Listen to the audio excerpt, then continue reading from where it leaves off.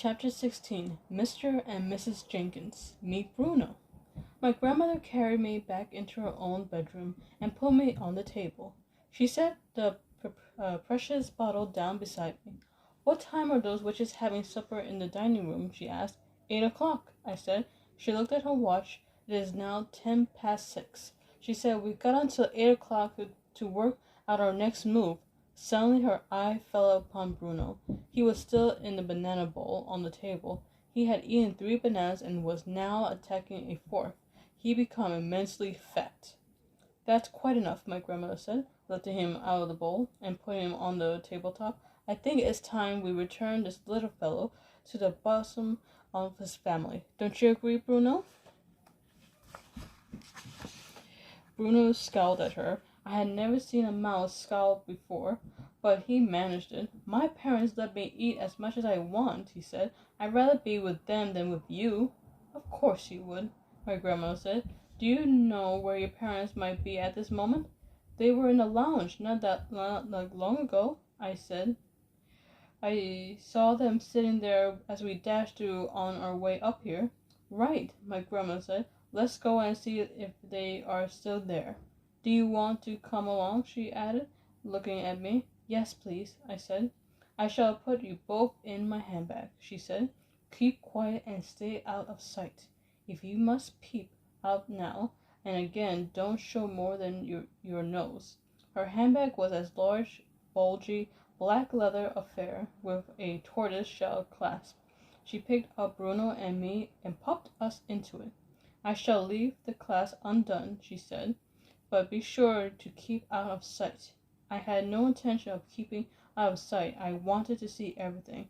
I seated myself in a little side pocket inside the bag, near the clasp, and from there I was able to poke my head out whenever I wanted to say, "Hey!"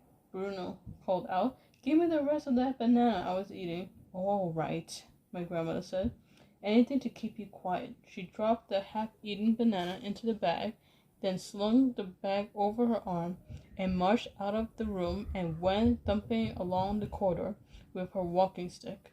We went down in the lift to the ground floor and made our way through the reading room to the lounge, and there, sure enough, sat Mr. and Mrs. Jenkins in a couple of armchairs with a low, round, glass-covered table between them. There were several other groups in there as well, but the Jenkinses were the only couple sitting alone. Mr. Jenkins was reading a newspaper. Mrs. Jenkins was knitting something large and mustard-colored. Only my nose and eyes were above the clasp, above my grandmother's handbag, but I had a super view. I could see everything. My grandmother, dressed in black lace, went thumping across the floor of the lounge and halted in front of the Jenkinses' table. "Are you Mr. and Mrs. Jenkins?" she asked. Mr. Jenkins looked at her over the top of his newspaper and frowned. "Yes," he said, "I am Mr. Jenkins. What can I do for you, madam?" "I am afraid I have some rather alarming news for you," she said. It's about your son, Bruno?" "What about Bruno?" Mr. Jenkins said. Mrs. Jenkins looked up, but went on knitting. "What's the little blighter been up to now?" Mr. Jenkins asked. "Raiding in the kitchen, I suppose." "It's a bit worse than that," my grandmother said. "Do you think we might go somewhere more private while I tell you about it?" "Private?" Mr. Jenkins said. "Why do we have to be private? This is not an easy thing for me to explain," my grandmother said. "I'd much rather we all went up to your room and sat down before I tell you any more." Mr. Jenkins lowered his paper. Mrs. Jenkins stopped knitting. "I don't want to go up to my room, madam," Mr. Jenkins said. "I'm quite comfortable here, thank you very much." He was a large, coarse man, and he wasn't used to be pushed around by anybody. "Kindly state your business, and then leave us alone," he added. He spoke as though he was addressing someone who was trying to sell him a vacuum cleaner at the back door. My poor grandmother, who had been doing her best to be kind to them possible, now began to bristle a bit herself. "We really can't talk in here," she said. "There are too many people. This is rather a delicate and personal matter." "I'll talk where I dash well want to, madam," Mr. Jenkins said. "Come on now, out with it. If Bruno has broken a window or smashed your spectacles, then I'll pay for the damage, but I'm not budging out of this seat."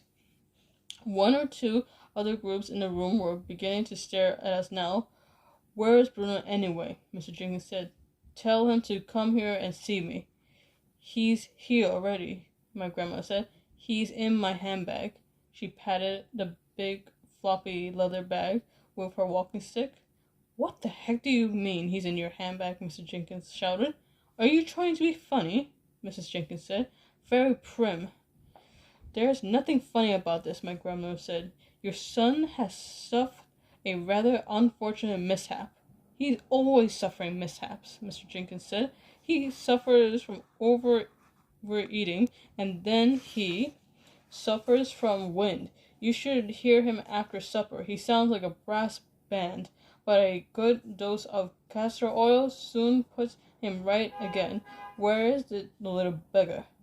"I've already told you," my grandma said. "He's in my handbag.